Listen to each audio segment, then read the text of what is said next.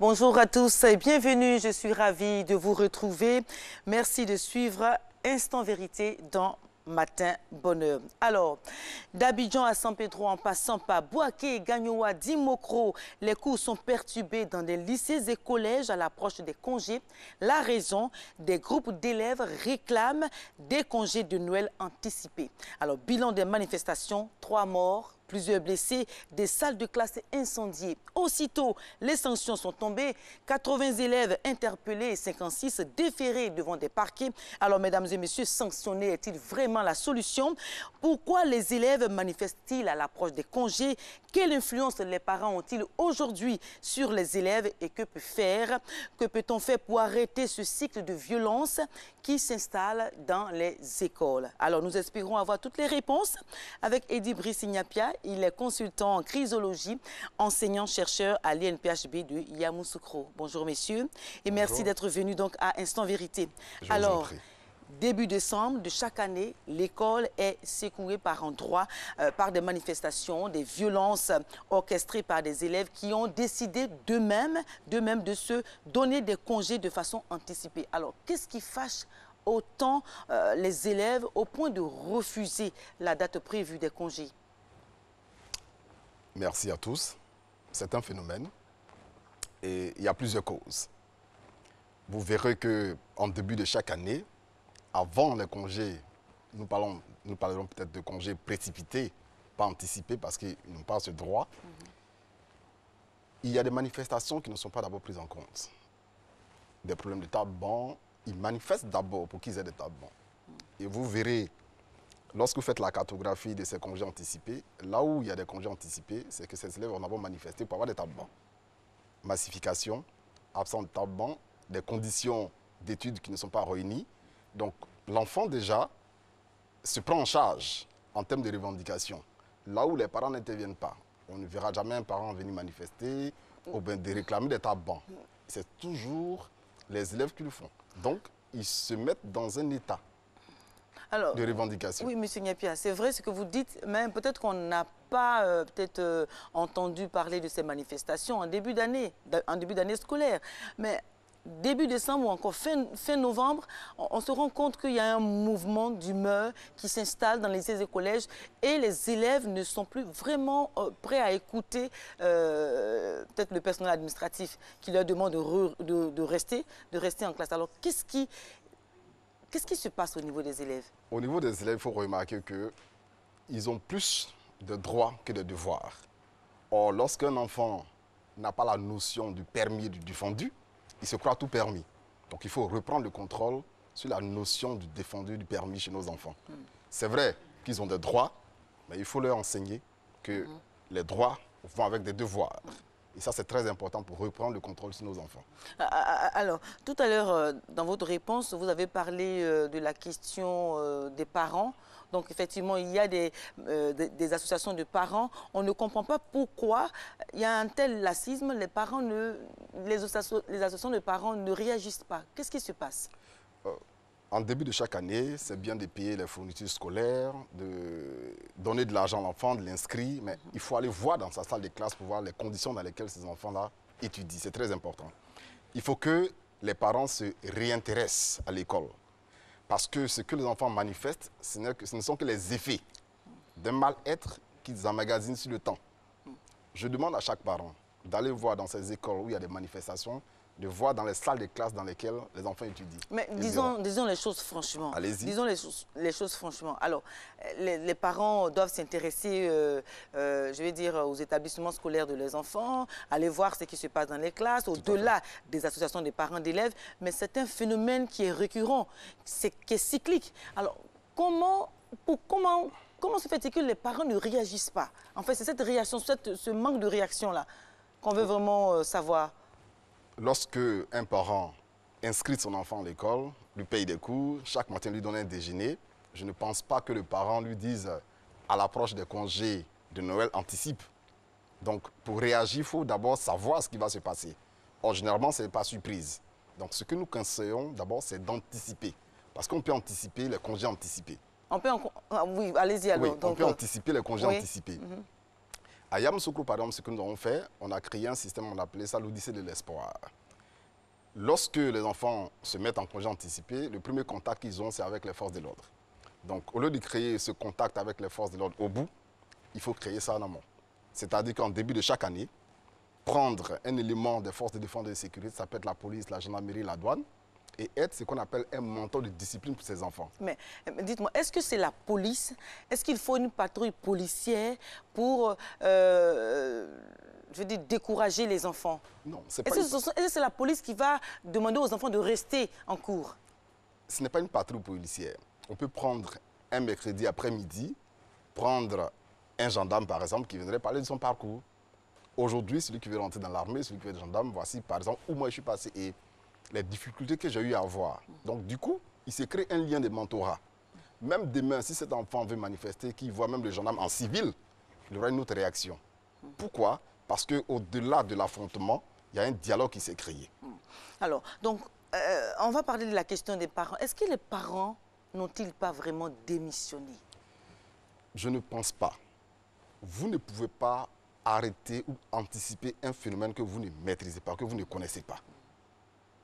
Aujourd'hui, je le dis, c'est vrai qu'on dit que l'école donne d'abord l'instruction, l'éducation commence à la maison, c'est bien. Mais lorsque j'éduque mon enfant à la maison, qui va en salle de classe, que là où il doit être 40 maximum, ils sont 140, c'est vrai qu'ils ont accès à la salle de classe, mais tous n'ont pas accès à l'éducation. Oui, mais en même temps, mais ils sont en classe, ils font les cours. Oui, mais il y a le ratio d'encadrement. Le ratio d'encadrement, aujourd'hui, l'enfant est dans la logique du tout permis.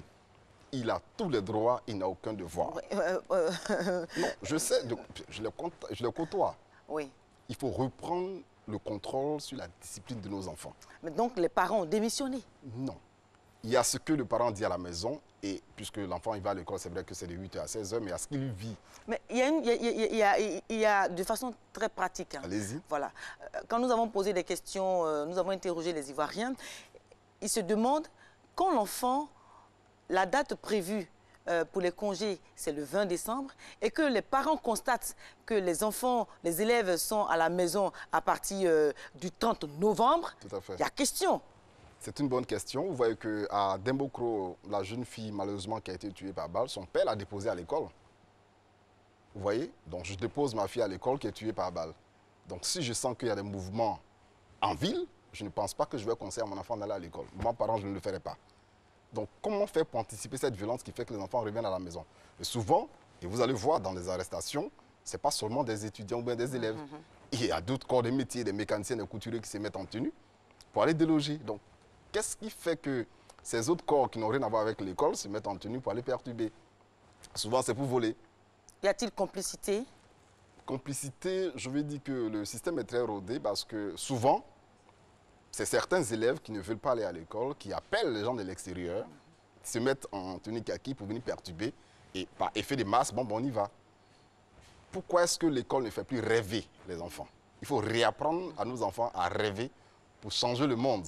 Au lieu de changer de monde, il faut réapprendre nos enfants à rêver. Donc, selon vous, il faut changer le cadre de l'apprentissage. Il faut créer des conditions idoines pour, je vais dire, apprendre aisément, pour que les enfants soient vraiment contents d'être dans les salles de classe. C'est très important. C'est cela? Et on peut le faire. Ce n'est pas toutes les salles de classe, ce n'est pas toutes les écoles de Côte d'Ivoire qui se mettent en congé anticipé. Vous prenez Sainte-Marie, vous n'aurez jamais de congé anticipé. Oui, il y a eu des cas dans des villes comme Korogo. Korogo, au dîner. Au dîner, il n'y a pas eu de congé. Voilà, il n'y a pas eu de manifestation. Non, il n'y a pas eu de manifestation. Alors, quelle est la différence? Pourquoi dans des localités, il y a des manifestations et dans d'autres, il n'y en a pas? Je pense qu'il faut s'y prendre très tôt.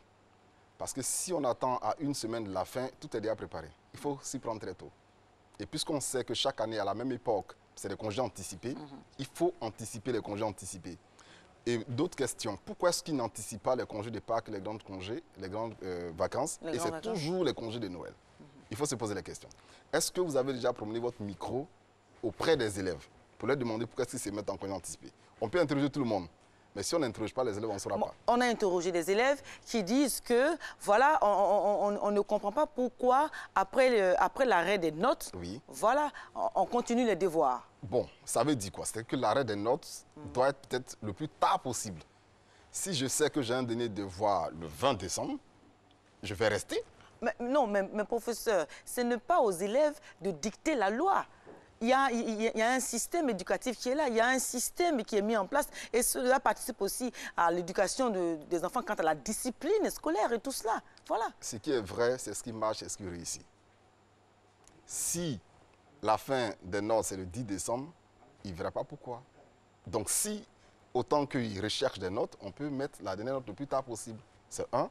Mais à la fin, je veux dire vers la fin de ces congés, puisqu'il reste maximum une semaine, on peut créer des activités.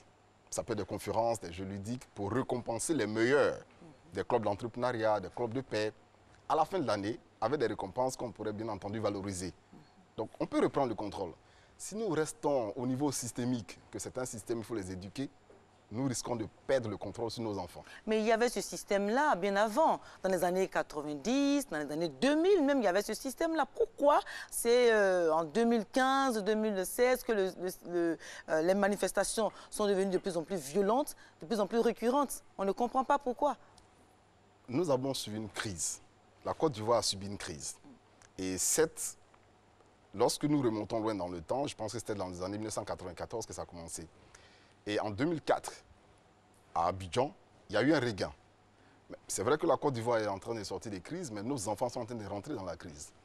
Et aujourd'hui, même les parents qui eux-mêmes sont en crise n'ont pas toujours le contrôle sur les enfants. Donc il faut reprendre, il faut réajuster. Voilà, vous dites qu'il faut reprendre, il faut réajuster, il faut anticiper. Alors comment ça peut se faire concrètement? En début de chaque année, prendre un élément de l'armée, de la gendarmerie, créer ce qu'on appelle un mentorat de discipline. Dans chaque ville de la Côte d'Ivoire, il y a au moins un gendarme, il y a au moins un policier. Une fois par mois, il pourrait venir animer une conférence sur son parcours qui va inspirer les enfants. De sorte à recréer un lien au-delà du contact de violence. C'est possible. Même en 30 minutes, on peut changer la vision de quelqu'un. De sorte que, au lieu d'aller en congé anticipé, lorsqu'il verra, il y a des casernes de gendarmerie, il y a des casernes de pompiers, ces enfants pourraient aller faire, pendant même, ne serait-ce qu'un dimanche, des travaux d'intérêt général. Ça crée un autre lien. Pendant les dimanches, au lieu de me reposer, on nous permet par exemple d'aller voir une caserne de sapeurs-pompiers, d'aller voir une caserne de militaires.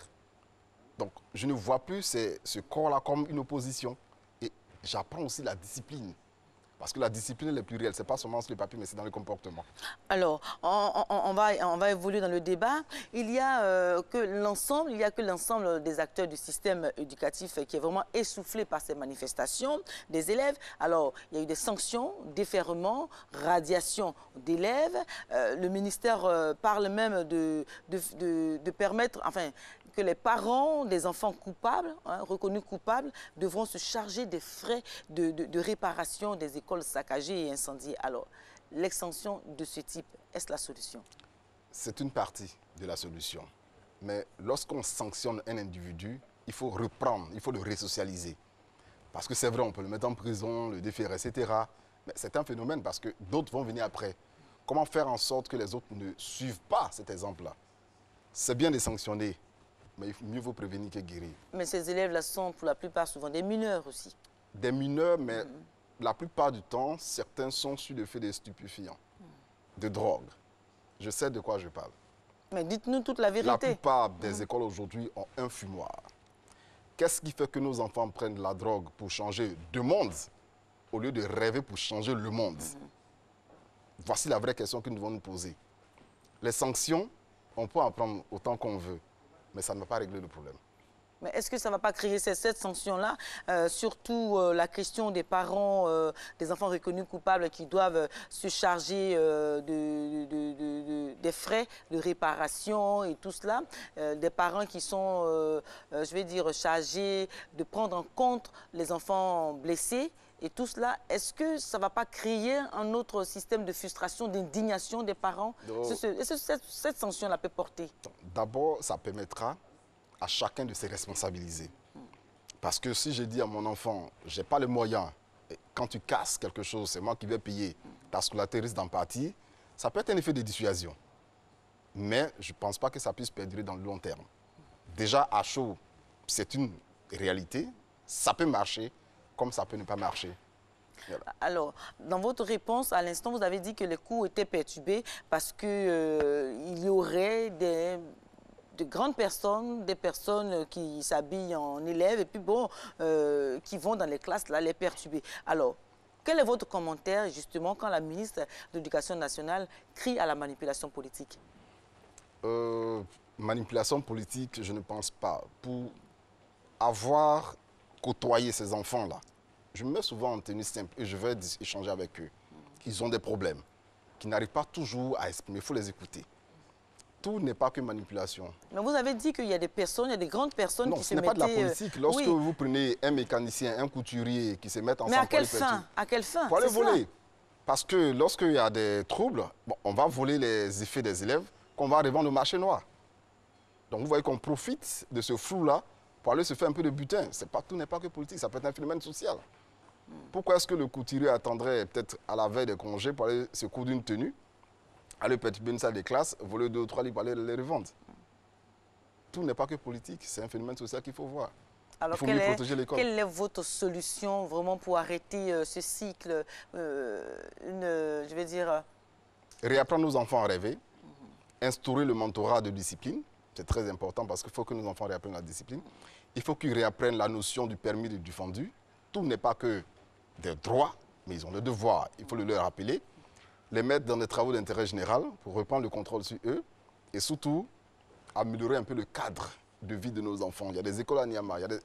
Lorsque vous prenez ces villes-là où il y a des manifestations, allez dans les salles de classe, je pense que les parents gagneraient à eux-mêmes à aller repeindre au moins les salles de classe des enfants. Voilà, ne pas attendre seulement le ministère. Non, ne pas attendre seulement le ministère, l'État, c'est nous tous. Bien. Alors, Eddy Brice-Ignapia, vous êtes consultant en chrysologie et aussi enseignant-chercheur à l'INPHB de Yamoussoukro. Merci d'être venu à Instant Vérité apporter ces précisions et ces éclairages sur les congés anticipés réclamés par les élèves. Alors, mesdames et messieurs, c'est la fin de cette rubrique. Alors, je vous laisse en compagnie d'Alix et de Marco qui va la rejoindre tout à l'heure. Alors, restez avec nous sur RTI 1, mais tout de suite, c'est la publicité.